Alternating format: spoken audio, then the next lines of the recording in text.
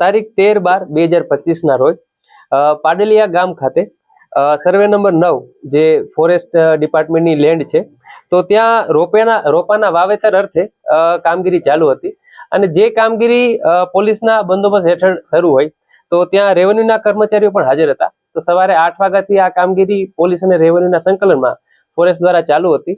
બપોરે 3 વાગ્યાના અરસામાં 500 જેટલા લોકોનું ટોળું આવી અને ત્યાં તીર, કામઠા જેવા પ્રાણઘાતક હથિયારો વડે જીવલેણ હુમલો કરવામાં આવે છે અને એ હુમલા સાથે તેઓએ ઝાડ વગેરે ત્યાં પાડી અને પોલીસ, ફોરેસ્ટ અને રેવન્યુના કર્મચારીઓને ઘેરી અને ગંભીર ઇજાઓ કરેલી હતી, જેમાં 47 જેટલા પોલીસ કર્મચારીઓ ઘાયલ થયેલા હતા. અને આ ઉશ્કેરાયેલા ટોળાને શાંત કરવા અને પરિસ્થિતિને કાબૂમાં મેળવવા માટે બનાસકાંઠા જિલ્લાની સમગ્ર પોલીસ ઘટના સ્થળે દોડી આવેલી હતી અને ત્યારબાદ પરિસ્થિતિને સંપૂર્ણપણે કાબૂમાં કરેલી હતી.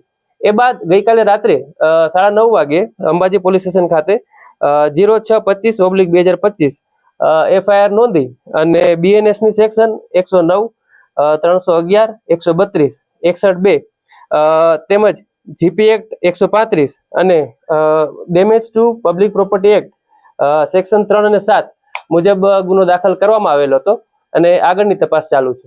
સરકારી કેટલા વાહનોને નુકસાન કરવામાં આવ્યું છે? અત્યારે તે સ્થળ જોતા ફોરેસ્ટના 2 વાહનોને નુકસાન કરેલું હોય તેવું પ્રાથમિક રીતે જણાય છે. કેટલા લોકોની ધરપકડ કરી છે, કોઈ કર્યા છે ખરા, અને કેટલા લોકો ઉપર ગુનો નોંધવામાં આવ્યો? 500 જેટલું જે ટોળું હતું તેના વિરુદ્ધ ફરિયાદ નોંધાયેલી છે. આજનો એક્શન પ્લાન અત્યારે સૌપ્રથમ બનાવવાળી જે જગ્યા હતી એ જગ્યા ઉપર FSL ને સાથે રાખી અને ટેકનિકલ સર્વેલન્સની સાથે મદદથી બનાવવાળી જગ્યાનું પંચનામું કરીશું, જેમાં જે પણ કંઈ નુકસાન થયેલું છે તે બાબતે વિગતે એનું પંચનામું થાય ત્યારબાદ આગળની કાર્યવાહી હાથ ધરવામાં આવશે. જે આરોપી છે તેઓને ચોક્કસથી તપાસ દરમિયાન અટક કરવામાં આવશે.